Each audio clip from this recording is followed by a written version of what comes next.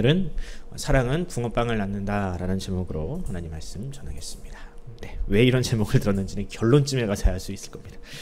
혹시 여러분들은 평소에 아내 혹은 남편과 닮았다라는 이야기를 자주 듣는 편이십니까? 막 끄덕끄덕 하시는 분도 있고요. 네, 별로 안 좋아하시는 분들도 있고요. 네, 보통은 여자들이 손해죠. 얼굴은 모르겠지만 살다 보면 부부가 이렇게 음식의 취향, 또 혹은 영화에 보는 어떤 취향, 또 혹은 세상을 보는 관점, 또 혹은 인상 등이 닮아가게 되어 있습니다. 특히 이 부부가 얼굴이 닮아간다라는 것은 과연 가능한 일일까? 서로 분명히 다른 유전자를 가지고 태어났는데 어떻게 얼굴이 닮아갈까? 인상이 닮아갈까라는 부분에 대해서 영국의 리버풀대 연구진이 이 부분에 대해서 과학적인 근거를 이야기를 했습니다. 요약하면 이런데요. 부부는 함께 하는 시간이 많은 만큼 서로 같은 감정을 공유할 일이 많습니다. 그리고 마주볼 일이 많죠. 또 가정을 건사함에 있어서 같은 고민을 하면서 살 때가 많습니다. 그렇게 같은 고민과 같은 책임감, 같은 감정을 공유하다 보면 아무래도 같은 표정을 지을 때가 많다라는 거예요. 슬플 때는 울고 근심하고 기쁠 때는 함께 웃으면서 서로 그렇게 같은 얼굴을 할 때가 굉장히 많다라는 겁니다. 그렇게 같은 얼굴을 하다 보면 어느새 그 세월이라는 흔적 가운데에서 주름이 새겨지고 그 주름이 사람의 인상으로 바뀌면서 부부가 서서히 닮아간다. 그러니까 이게 부부가 닮아간다는 것은 매우 과학적이다라는 사실을 입증을 했습니다. 저는 이 기사를 읽으면서 이 부부가 닮아간다라는 것이 얼마나 복된 일인가 우리에게 다시 한번 생각해 보게 되었습니다. 왜냐하면 그 부부가 닮아가는 만큼 그 부부는 서로 사랑하는 거거든요.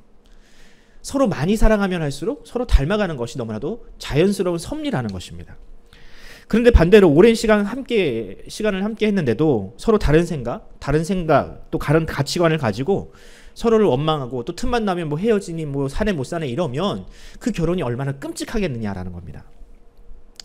그렇습니다. 부부는 마땅히 닮아야만 합니다. 입맛이 닮아야 하고요. 생각이 닮아야 하고요. 무엇보다 영적으로 그 신앙이 닮아야만 합니다. 그런데 성경은요. 여기서 한 단계 더 나아간다는 사실 아십니까? 우리가 닮아갈 뿐만 아니라 성경은 남편과 아내를 향하여 너희는 서로 한 몸이다 라고까지 이야기를 합니다. 창세기 2장에 하나님께서 아담과 하와 최초의 부부에게 이렇게 말씀을 하셨죠. 이러므로 남자가 부모를 떠나 그의 아내와 합하여 둘이 한 몸을 이룰지로다 라고 말씀을 하셨습니다. 이 말은 단순히 뭐 성적인 관계만을 의미하는 것이 아니라요. 배우자가 느끼는 감정을 고스란히 그 배우자가 느끼라는 뜻입니다. 배우자가 슬퍼하면 같이 슬퍼할 줄 알아야 하고 기뻐하면 함께 기뻐하라는 뜻입니다. 이런 감정의 공유가 일어나지 않는 부부라면 그것은 그저 서류상의 부부일 뿐 결코 한 몸이라 말할 수 없다라는 뜻이겠죠. 그러므로 사랑하는 성도 여러분, 하나님께서 우리에게 주신 이 배우자를 우리 여러분들 정말 소중하게 여기시기 바랍니다. 물론 때로는 마음에 안 드는 부분들 많을 거예요. 어떻게 같이 살면서 모든 것이 다 마음에 들 수 있겠습니까? 하지만 어떡합니까? 우리가 한 몸인 것을요. 뭐라고 해봤자 여러분들 누워서 침 뱉기일 뿐입니다. 하나님은 그렇게 서로 모자란 것을 채워주고 서로 세워주기 위해서 이렇게 한 몸이 되라고 하신 겁니다. 그러므로 한 몸 된 배우자를 사랑하고 공감하려는 노력을 여러분 중단하지 마시기 바랍니다. 그리고 장차 주님 앞에 설 때에는 우리가 붕어빵처럼 서로 닮은 표정으로, 닮은 모습으로 그렇게 주님 앞에 섰으면 좋겠습니다. 제가 왜 갑자기 이 결혼식 주례에서나 할 법한 이야기들을 여러분들에게 하는지 이미 다 아시잖아요. 제가 뭐 하는 말들을 여러분들 처음 듣는 얘기는 아니시잖아요. 그런데 오늘 본문이 바로 그런 내용을 담고 있기 때문입니다. 오늘 본문을 통해서 우리가 그리스도의 정결한 신부로 살아감에 있어서 과연 무엇을 지켜야 하며 무엇을 해야 하는지를 한번 살펴보도록 하겠습니다. 호세아 선지자는 하나님으로부터 매우 특별한 사명을 받았던 사람입니다. 그도 일종의 목회자 중에 한 사람이었는데 그는 다른 목회자, 다른 선지자들처럼 말로 설교를 한 사람은 아니었습니다. 물론 그가 설교를 아예 안 했다는 뜻은 아니고요. 그는 말보다 그의 삶으로 하나님의 심정을 전하는 사람이었습니다. 그럼 그는 어떤 삶을 살았을까? 여러분들도 아시다시피 그에게는 매우 음란한 아내가 있었습니다. 그녀의 이름은 바로 고멜이었습니다. 그럼 호세아가 사기 결혼을 당한 것이냐라고 하면 그런 것도 아닙니다. 호세아는 이미 그녀가 그런 사람인 줄을 알고 결혼을 했습니다. 왜냐하면 하나님께서 그렇게 하라고 시키셨거든요. 그런데 여러분 생각을 해봅시다. 모름지기 선지자의 아내, 그러니까 목회자의 사모라고 한다면 굉장히 엄격한 기준과 도덕적인 어떤 기준 그리고 어떤 삶의 모범이 있어야 하지 않을까요? 웃으시는군요. 뒤에서 이제 인정을 하시는 거죠. 지금도 목회자 사모를 바라볼 때 우리 성도들이 그렇게 엄격한 기준을 가지고 바라보십니다. 그래야 한다. 사모는 그래야 한다.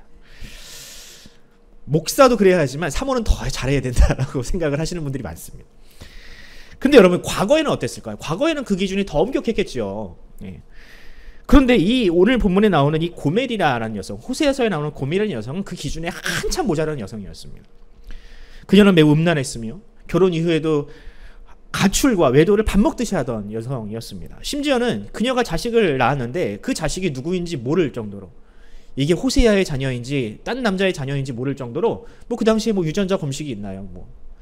그러니까 굉장히 의심이 갈 정도로 매우 문란한 삶을 살았던 여성이었습니다. 제가 모르긴 몰라도 호세아가 만약에 죽었다면 분명히 암 한두 개쯤은 가지고 죽었을 것 같아요. 그렇지 않습니까? 배우자가 한 번만 외도를 해도 여러분들 그 고통이 이루 말할 수가 없을 텐데, 매일 밤 새로운 남자를 찾아 떠나는 그 여자를, 배우자를 바라보면서 어찌 사람이 온전할 수가 있겠습니까? 암이 분명히 있었을 것 같아요. 그럼 여러분, 왜 하나님은 이 호세아, 이 착한 호세아, 이 지고지순하는 호세아에게 그런 여성과 결혼하라고 명령하셨을까요? 하나님의 율법의 기준으로 보면 그런 여성과는 분명히 이혼을 해도 상관이 없습니다. 아무리 선지자라 할지라도 분명히 율법의 기준에 그런 여성과는 이혼을 할 수가 있습니다. 하지만 하나님은 끝까지 그 결혼에 대한 책임을 호세아에게 지게 하십니다. 왜 이런 결혼을 지속하게 하셨을까? 하나님은 이 호세아의 정말 비루한 삶, 비참한 삶을 통해서 하나님의 심정을 알려주고 싶으셨던 거예요. 그의 삶이 자체가 하나의 설교가 되게 하셨던 겁니다. 지금 속이 문드러지고 있는 이 호세아를 보면서, 누구나 공감할 수 있는 이 호세아의 상황을 보면서, 봐라, 이것이 바로 내 마음이다, 너희를 향한 내 심정이다 라고 하나님은 호세아를 통해서 설교하고 계셨던 겁니다. 물론 혹자는 그렇게 얘기하죠. 왜 그렇게까지 하셔야만 했느냐, 말로 하셔도 되는 걸 왜 불쌍한 호세아의 인생을 그렇게 망가뜨리시면서까지 그렇게 하셔야만 했는가. 물론 하나님은 점잖게 처음에는 말로 여러 번 하셨습니다. 그런데 말을 안 듣거든요. 그 메시지에 귀를 기울이지 않거든요. 그저 잔소리쯤으로 흘려듣고 말로는 주여 주여 하면서 마치 고멜처럼 온갖 우상들과 자기 욕심을 찾아 사는 사람들이 바로 이 이스라엘과 유다 지파였기 때문입니다. 그래서 하나님은 선지자들에게 매우 특별한 메시지들을 전하게 하셨습니다. 선지자의 가정, 무너진 가정의 모습을 통해서, 때로는 선지자가 알몸을 가지고 몇 년 동안 벗고 사는 삶을 통해서, 때로는 그 목에다가 멍에를 메고 사는 삶을 통해서 하나님은 이스라엘 백성들에게 하나님의 심정을 알리셨습니다. 그렇게라도 보여주지 않으면 사람들이 들어먹질 않으니까. 그럼 호세아의 이 비참한 삶을 통해서 하나님은 과연 어떤 메시지를 구체적으로 전하고 싶으셨을까? 저는 오늘 본문을 통해서 이 호세아서의 핵심 메시지 3가지를 여러분들에게 전하려고 합니다. 그 첫 번째는, 하나님을 남편으로 둔 성도는 하나님의 이름을 제대로 불러야 한다라고 합니다. 하나님의 이름을 제대로 부를 줄 알아야 한다. 16절을 한번 읽어볼까요? 16절입니다. 같이 시작. 여호와께서 이르시되 그날에 내가 나를 내 남편이라 일컫고 다시는 내 바알이라 일컫지 아니하리라. 아멘. 여기 보면 지금까지 이스라엘은 하나님을 제대로 남편이라고 부르지 않았던 것 같습니다. 대신에 바알을 그의 남편으로 불렀던 것 같아요. 이처럼 하나님은 이스라엘을 향하여 자신을 남편이라고 이야기하시는데, 이것이 비단 호세아서의 메시지만이 아닙니다. 예레미야서에도 비슷한 말씀이 있습니다. 예레미야서 3장 14절입니다. 여호와의 말씀이니라, 배역한 자식들아 돌아오라, 나는 너희 남편임이라. 아멘.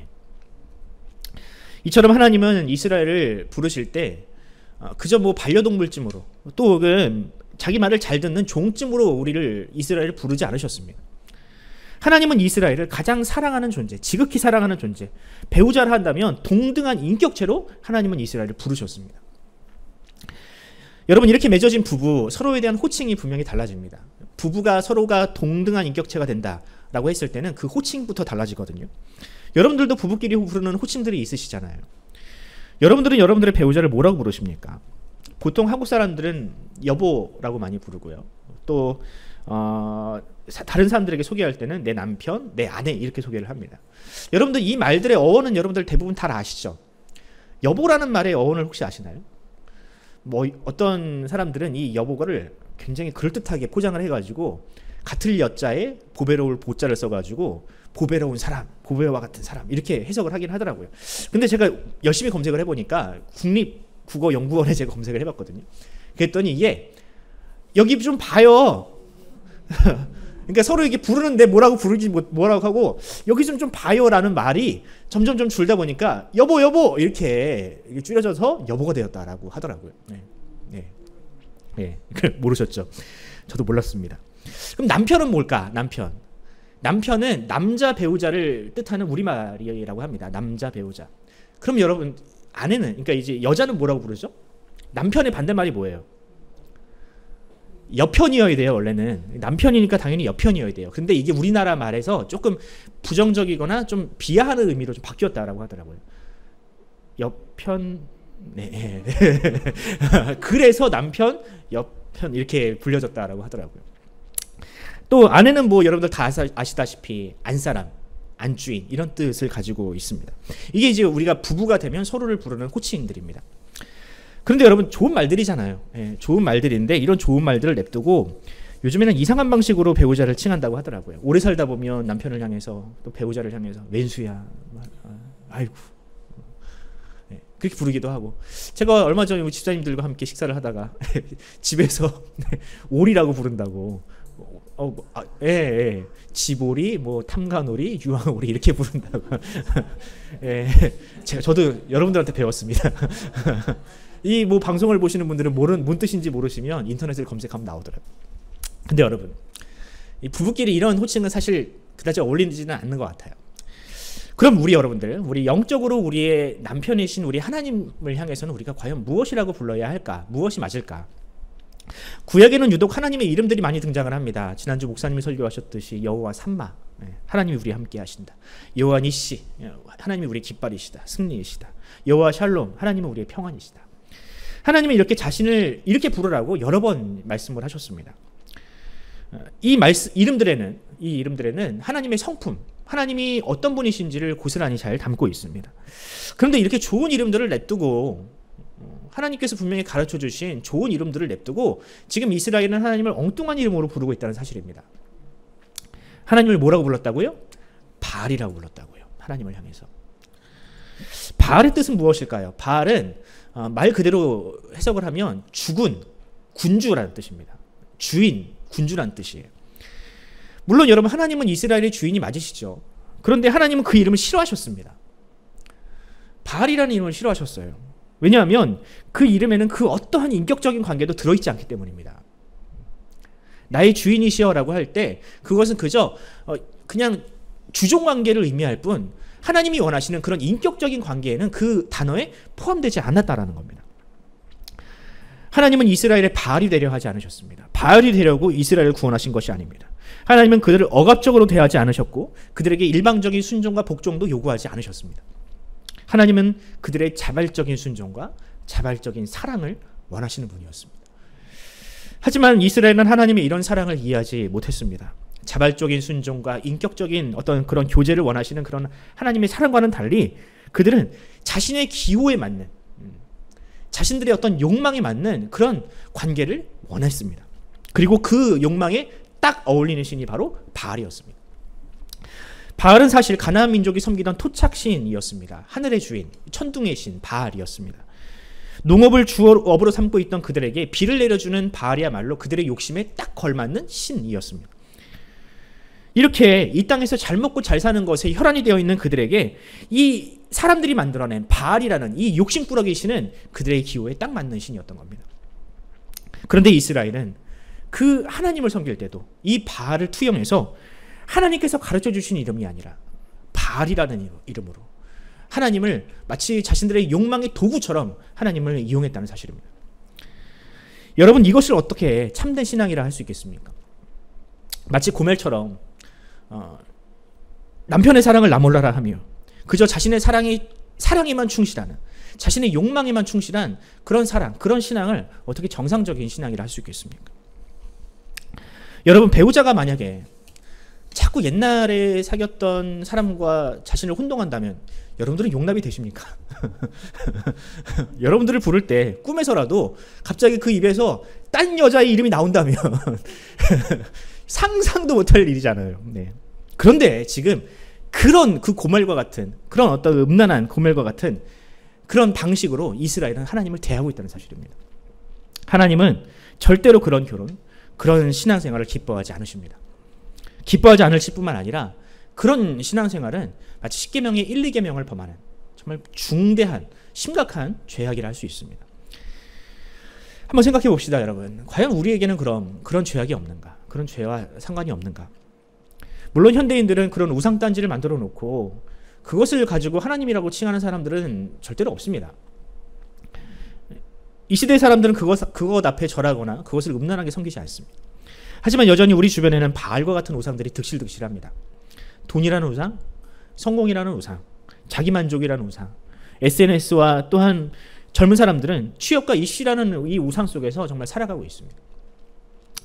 그것이 하나님의 자리를 차지하고 있어요. 교회를 다닌다고 하면서도 하나님을 과연 우리는 하나님으로 섬기고 있는가? 하나님은 그저 내가 원하는 것을 들어줘야만 하는, 들어줄 수밖에 없는 그런 신이 되고 있지는 않습니까? 여러분, 이것이야말로 우리가 하나님을 하나님이라 부르면서 그 속으로는 바알로 여기는 것과 크게 다르지 않습니다. 사랑하는 성도 여러분, 하나님은 결코 우리가 우리의 자기 만족을 위해서 선택한 신이 아닙니다. 성경은 하나님이 먼저 우리를 선택하셨다라고 분명히 이야기를 합니다. 하나님이 먼저 우리를 사랑하셨고 하나님이 먼저 우리를 선택하셨습니다.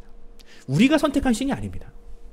그러므로 우리가 하나님을 대할 때 그저 우리의 성공의 수단, 우리의 욕망의 수단으로 대하지 마시기 바랍니다.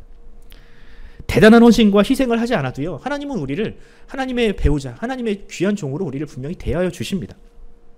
우리가 해야 할 일은 하나님을 사랑하는 것. 여러분, 우리가 열심히 아내 노릇을 해서 열심히 남편 노릇을 해서 아내와 남편이 되는 건 아니잖아요. 하나님은 그저 우리가 하나님을 사랑할 때 그 자리에서 그 맡은 소임을 충실하게 감당하기만 하면 하나님은 그것 자체로 영광을 받으시는 분입니다. 우리 모두 그런 하나님의 사랑 앞에 진실한 사랑으로 응답하시기를 간절히 소원합니다. 두 번째입니다. 하나님을 남편으로 둔 성도는 평화를 지향하는, 평화를 사랑하는 존재다라고 이야기를 합니다. 18절 말씀을 한번 볼까요? 18절 함께 읽겠습니다. 같이 시작. 그날에는 내가 그들을 위하여 들짐승과 공중의 새와 땅의 곤충과 더불어 언약을 맺으며 또 이 땅에서 활과 칼을 꺾어 전쟁을 없이 하고 그들로 평안히 눕게 하리라. 아멘. 여기 보면 하나님께서 이스라엘을 정결한 신부로 다시 회복시킬 그날에 일어난 일들을 기록하고 있습니다. 어떤 일들이 일어납니까? 들짐승, 곤충, 새, 땅의 여러 가지 것들과 하나님이 새로운 언약을 맺으시겠다라고 합니다. 그리고 그들과 평화를 누리게 하겠다라고 하세요. 저는 이것을 두 가지 관점으로 보는데요. 첫 번째는 문자 그대로 해서 하나님과 그러니까 사람과 자연이 서로 화해하는 어떤 그런 메시지일 것이다라고 추측을 하고요. 두 번째는 이 각각의 짐승들이 상징하는 나라들, 이방인들과 평화를 누리게 하겠다. 이런 식으로 해석을 할 수 있을 것 같습니다. 첫 번째 해석에 따르면 이렇습니다. 성도는 하나님께서 주신 이 자연 만물과 화평을 누리는 존재입니다. 함께 살아가야 하는 존재라는 거예요. 사람이 이 땅에 지음을 받고 가장 먼저 부여받은 사명이 있었습니다. 그게 뭐였냐면 동산을 지키는 것이었습니다. 동산지기. 아담은 동산지기였습니다. 에덴 동산을 지키고 그것을 잘 보존하는 것이 아담이 하나님으로부터 받은 첫 번째 사명이었습니다. 그런데 어떻게 되었습니까? 죄를 범한 이후에 사람은 자연 만물과 보이지 않는 싸움을 하는 존재가 되었습니다. 지금도 그 싸움은 이어지고 있죠. 자연을 착취하고 멸절시키고 이제는 그래서 결국에는 이 사람조차 살지 못하는 그런 환경으로 이 세상을 지금 만들어가고 있지 않습니까? 성경은 이 모든 결과들이 결국 하나님과 사람과의 관계가 망가져서 죄로 인하여 그 관계가 망가졌기 때문이다 라고 분명히 이야기를 합니다. 그러나 호세아는 우리가 그리스도의 정결한 신부, 하나님의 정결한 신부가 되는 그날 하나님께서 우리에게 주실 새로운 새하늘과 새 땅을 주실 것이다. 더 이상 파괴와 착취가 아니라 하나님께서 예비하시고 준비하신 새로운 자연 만물과의 새로운 질서가 성립될 것이다 라고 이야기를 한다라는 거예요. 계시록에도 동일한 말씀이 있습니다. 제가 계시록 21장 1절과 2절 말씀을 읽어드리겠습니다. 또 내가 새 하늘과 새 땅을 보니 처음 하늘과 처음 땅이 없어졌고 바다도 다시 있지 않더라. 또 내가 보매 거룩한 성 새 예루살렘이 하나님께로부터 하늘에서 내려오니 그 준비한 것이 신부가 남편을 위하여 단장한 것 같더라. 아멘.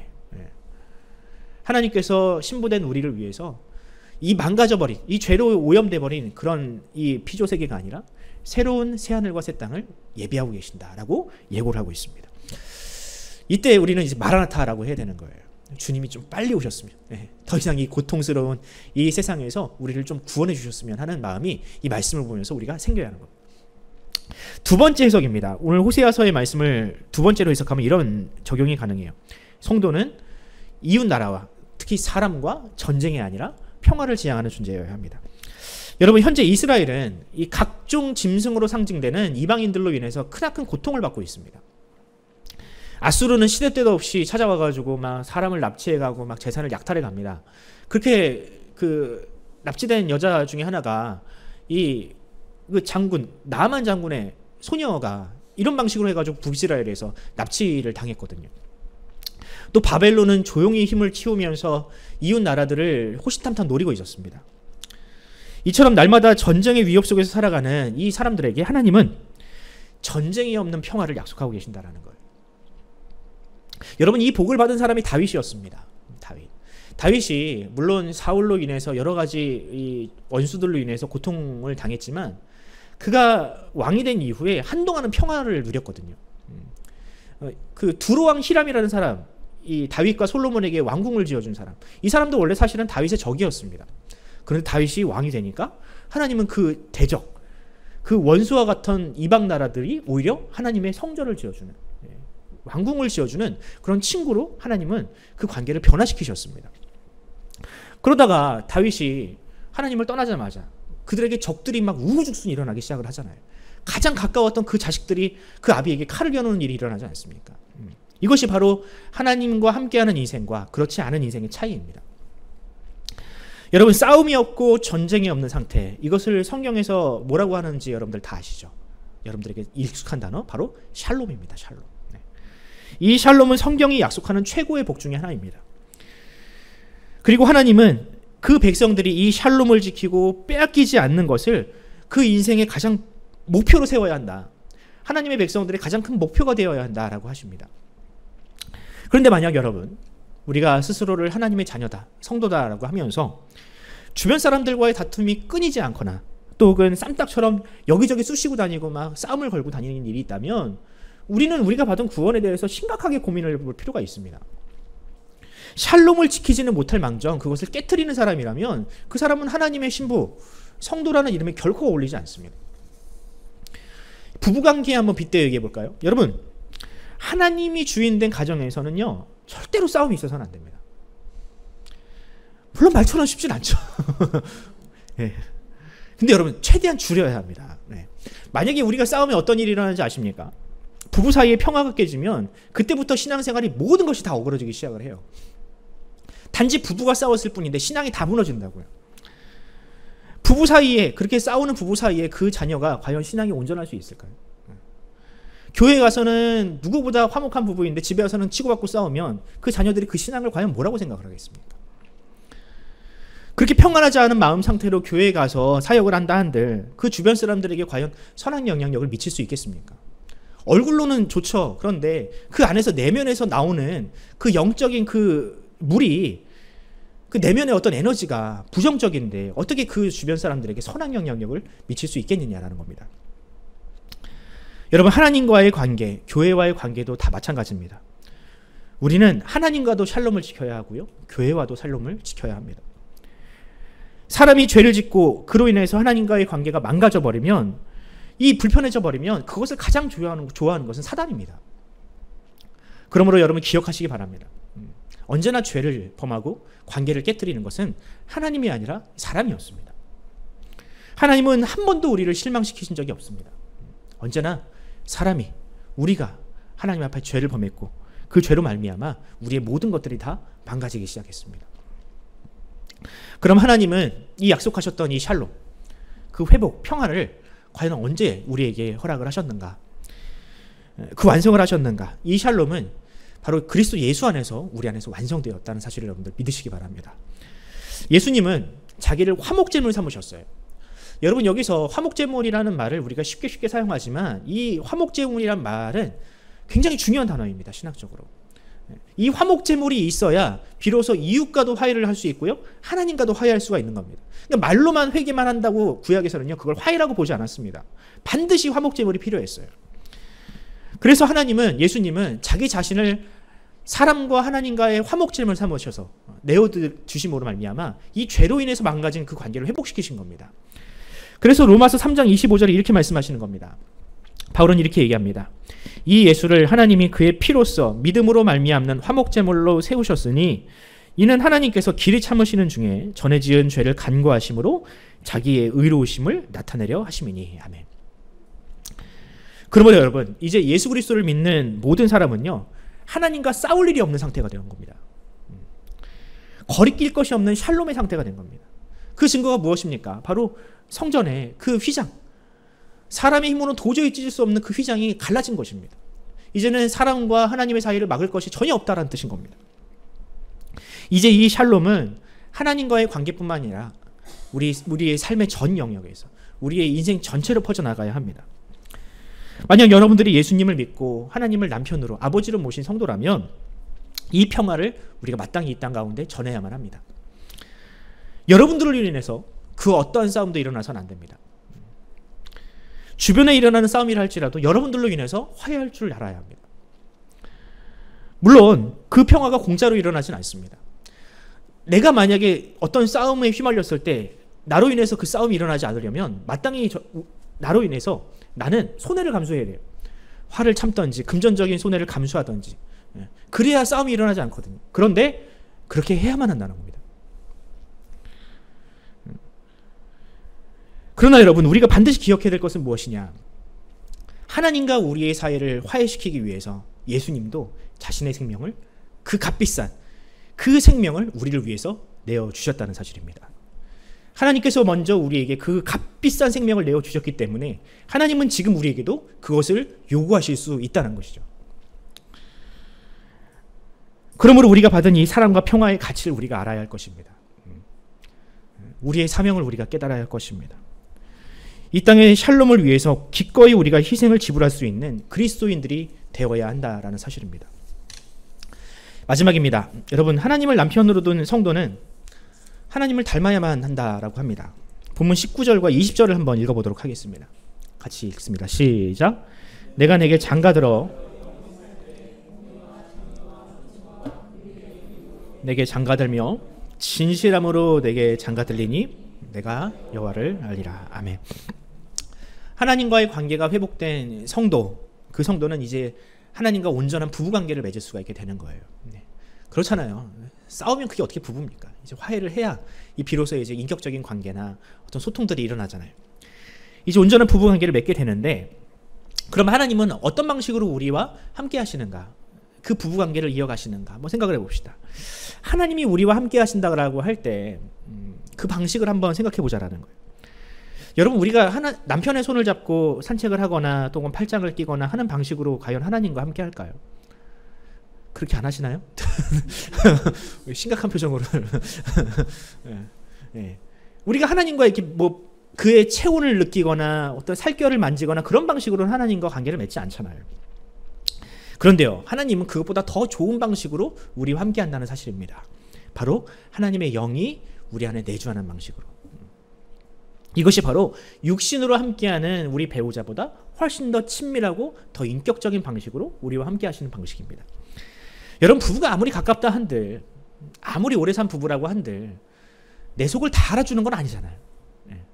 때로는 그게 속상할 때가 있고 원망스러울 때가 있지만, 여러분, 우리가 서로 피차 마찬가지잖아요. 남편도 아내를 이해 못하는 것은 마찬가지고 아내도 남편을 이해 못하는 것은 마찬가지입니다.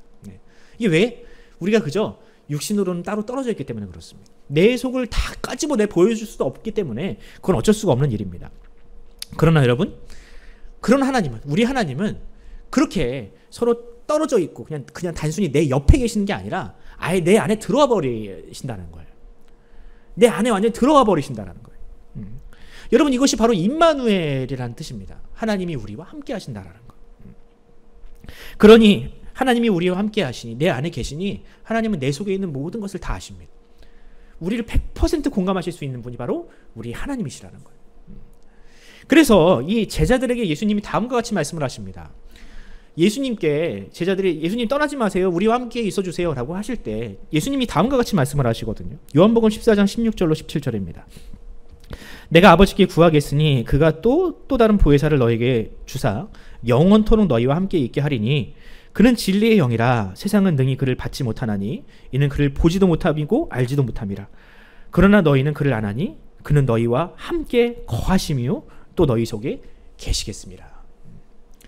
예수님은 이 땅에 육신을 입고 오셨다는 거예요. 하지만 내가 올라가야만 또 다른 보혜사 성령님께서 너희와 함께 하실 수 있다는 겁니다. 내가 육신으로 함께하는 것보다 더 좋은 방식으로 우리와 영원히 함께 하실 그분이 이 땅 가운데 오신다라는 거예요. 이렇게 여러분, 하나님과 날마다 동행하는 사람은 필연적으로 하나님을 닮아가게 되어 있습니다. 아까 말씀드렸죠. 설교 서두에. 우리가 함께하는 시간만큼 우리는 닮아간다고. 그런데 더 인격적이고 더 친밀한 방식으로 우리와 함께 하시는 하나님이 내 안에 계시는데 어찌 우리가 하나님을 닮아가지 않을 수 있겠습니까? 그럼 우리가 닮아가야 할 하나님의 성품이란 게 과연 무엇인가? 19절 여러분들이 보시면 성도는 하나님의 성품을 닮아가게 되어 있습니다. 이 땅의 공의와 정의를 지향하시는 하나님, 타인의 아픔을 공감하시고 함께 슬퍼하시는 하나님의 은총과 긍휼이 하나님의 성품인데 우리 역시 하나님과 함께 하다 보면 그런 성품으로 우리가 자연스럽게 변화가 되어야 한다는 거예요. 인내를 모르던 사람이 어느 순간 한번 꾹 참는 일이 일상이 되고, 기쁨을 모르던 사람이 하나님을 알아서 기쁨을 주체할 수 없게 됩니다. 감사를 모르던 사람이 예전에는 보이지 않던 그 감사의 조건들이 보이게 되고, 사랑을 모르던 사람이 사랑하지 못할 사람까지도 사랑하는 역사가 일어나게 됩니다. 세상의 불의를 보면서 나 몰라라던 사람이 이제는 그 세상의 불의 앞에서 눈물을 흘리며 기도하게 되고 슬퍼하는, 분노하는 그런 일들이 그 안에서 일어나게 된다는 거죠. 이것이 바로 우리가 신학적으로 이야기하는 성화이며 또 그 증거야말로 하나님이 우리와 함께 하신다는 결정적인 증거가 된다는 거죠. 여러분, 그렇다면 반대로 하나님을 지아비로 모시지 않는, 오히려 바알을 쫓는 사람들은 과연 어떤 삶을 지향을 할까? 그 삶에 평화가 있을까요? 늘 자기의 욕심을 위해서만 살았는데 어떻게 평화가 있을 수 있겠습니까? 내 것도 내 것이어야 하고 다른 사람 것도 내 것이어야 하는데 그 삶 가운데서 어떻게 싸움이 없을 수 있겠습니까? 이처럼 자기 자신을 위해서 사는 그런 사람, 싸움과 분쟁과 미움과 거짓이 가득한 그 사람은 그 삶 자체로 그의 지아비가 누구인지를 증명하게 되는 것입니다. 지금 여러분들은 과연 하나님의 어떤 면을 닮아가고 있습니까? 날마다 하나님을 닮아가고 계십니까? 물론 여러분, 이게 참 분간하기가 힘들어요. 긴가민가 하거든요. 맞는 것도 같고 아닌 것도 같고. 물론 이걸 어제 나와 비교하면 잘 분간이 안 됩니다. 그런데 저는 꾸준히 성경을 읽다 보면 이것이 체감이 되고 분간이 된다고 생각을 해요. 변하지 않는 말씀을 기준으로 그 말씀 앞에 우리를 비추어 보면 변하는 우리를 경험할 수 있게 된다는 거예요. 그러니까 세상은 늘 변하니까 이 세상의 기준을 맞춰서 우리를 진단하면 그 변화가 잘 체감이 안 됩니다. 하지만 변하지 않는 말씀을 기준으로 우리를 계속해서 비추어보다 보면 이전과는 다른 우리를 틀림없이 발견하게 될 것입니다. 저도 요즘 성경을 보면서 내가 나이를 먹고 있구나, 또 나도 성장하고 있구나 라는 사실을 좀 느껴요. 예전에는 20대 때 성경을 보면 단지 의무감과 책임감으로 봤거든요. 요즘처럼 막 공동체 성경 읽기를 막 강조를 하고 막 하다 보면 그래, 내가 청년부 회장인데 좀 읽어야지, 그래도 내가 신학생인데 좀 읽는 척이라도 해야지, 그렇게 읽었다라는 거예요. 근데 요즘에 40대가 되어서 성경을 볼 때 이게 남 얘기가 아니구나, 이게 과거의 이야기가 아니구나, 이걸 요즘 느낀다라는 거예요. 세상을 보는 눈과 마음도 달라졌습니다. 예전에는 타인의 아픔에 대해서 좀 공감을 하고 싶은데 도저히 안 됐어요. 잘 안 됐어요. 근데 요즘에는 그게 노력하지 않아도 돼요. 요즘에 그 최상병의 죽음 사건으로 인해서 한동안 이 대한민국이 시끄럽지 않습니까? 근데 여러분, 군대에 있다 보면 그런 일들이 비일비재합니다. 보통 한 해 한 100명 정도 죽어요. 100명 정도 죽어요. 제가 군대 있을 때도 그랬어요. 100명을 안 넘기면 그래도 올 한 해 선방했다, 이 정도 얘기할 정도였어요. 제가 있던 부대에서도 그 파견을 나와 있던 한 병사인지 부사관인지 아무튼 그때 근무를 쏘다가 죽었어요. 스스로 총을 쏴서 죽는 일이 벌어졌어요. 우리 부대 안에서, 내가 근무하는 부대 바로 옆에서. 아니죠. 근데 그때는요, 그게 별로 공감이 안 됐어요. 그 죽음이 바로 내 곁에서 일어났는데, 꽃다운 나이에서 누군가 자살을 했는데 그게 별로 공감이 안 되더라고. 그런데 이제는 뉴스에서만 그런 이야기만 봐도 이게 막 가슴이 미어지는 겁니다. 그 자식을 잃고 자식이 또 이렇게 막 공황장애에 시달리는 그 어머니의 인터뷰를 보면서 저도 모르게 막 눈물이 막 주르주르 나더라고요. 이게 이런 사회를 만들어낸 이 정치인들을 향한 분노, 이 사회를 향한 분노가 막 치밀어 오르더라고요. 누군가는 이런 저의 어떤 반응을 보면서 지나치게 정치적이다라고 이야기하실 수도 있지만, 저는 지금 정치를 이야기하려는 게 아닙니다. 불의한 사회, 이 불법한 이 사회를 향해서 저는 분노할 뿐, 그 하나님의 성품에 빗대어서 저도 분노할 뿐, 이걸 결코 정치적이라는 이유로 저는 해석하지 않았으면 좋겠어요. 여러분들에게는 과연 무엇이 하나님과 함께 하시는 증거가 되고 있습니까? 이전보다 더 성도와 교회를 사랑하게 되셨습니까? 이 사람의 생명을 위해서 자기 목숨을 바치신 그 예수님과 같이 희생할 준비가 되셨습니까? 이웃을 구제하고 섬기는 일이 정말 기쁜 일이 되셨냐라는 겁니다. 이 모든 일들이 만약에 여러분들의 삶 가운데서 일어나고 있다면 그것은 바로 하나님이 여러분들과 함께 계시다라는 결정적인 증거입니다. 그것들은 여러분들의 것이 아니에요. 생각을 해보세요. 우리는 너무나도 이기적인 존재였잖아요. 우리가 어떻게 그렇게 할 수 있습니까?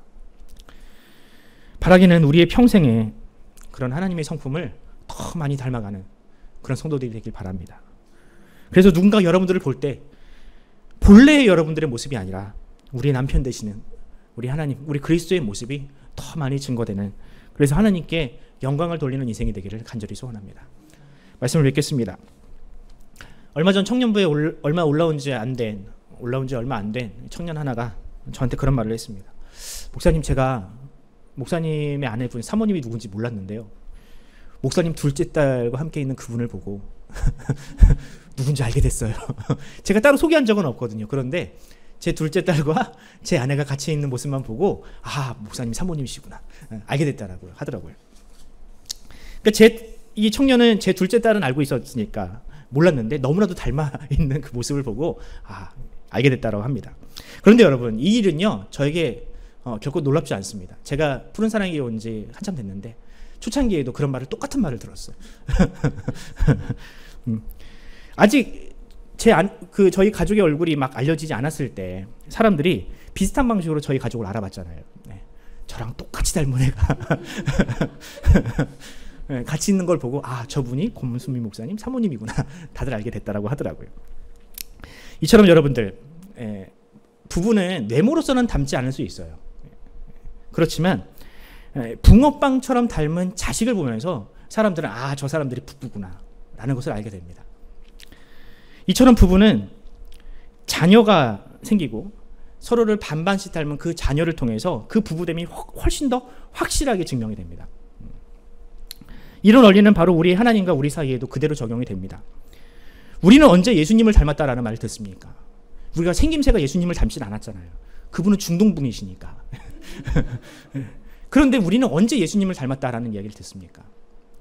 그분처럼 사랑할 때, 그분처럼 희생할 때, 자기 자신을 정말 마음껏 남들에게 나눠줄 수 있는 그런 넉넉한 마음이 있을 때 비로소 우리는, 아, 저 사람은 예수를 닮은 사람이야 라는 칭찬을 받습니다.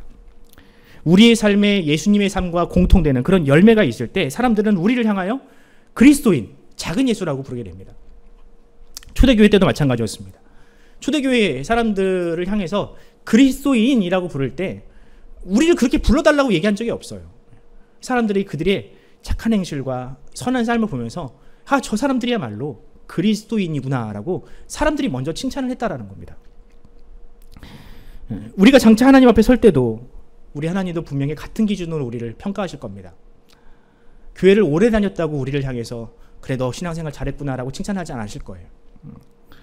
성경 지식이 얼마나 출중하느냐를 가지고 우리를 천국 백성으로 삼지 않으실 겁니다. 우리가 얼마나 예수를 닮았는지, 우리의 삶에 얼마나 예수님과 닮은 그런 열매들이 있는지, 그것들을 보시고 분명히 평가를 하실 겁니다. 그러므로 여러분, 날마다 예수를 닮아가는 인생이 됩시다. 지금도 내 수중에 돈이 많고 적음으로 인해서 여러분들 근심하지 마세요. 남들만큼 성공하지 못했다고 자책하지도 마시기 바랍니다. 예수님도 그다지 성공적인 인생은 아니었어요. 예수님도 부자는 아니었고 예수님도 사람들한테 그렇게 인기가 많은 편은 아니었어요. 하지만 그분의 희생적인 사랑, 그 사랑을 본 사람 중에 그분이 하나님의 아들임을 부정하는 사람은 없었습니다. 심지어 예수님을 못 박은 그 군인마저도 예수님을 보고 저분은 틀림없이 하나님의 아들이다라고 이야기를 할 정도였습니다. 마찬가지로 여러분들을 보는 모든 사람들이 여러분들을 통해서 그렇게 하나님을 보기를 바랍니다. 장차 주님 앞에 설 때 우리도 예수님과 닮은 점이 많은, 설교의 제목처럼 예수님과 정말 붕어빵인 인생, 예수님을 꼭 빼닮은 인생들이 되기를 간절히 소원합니다. 기도하겠습니다.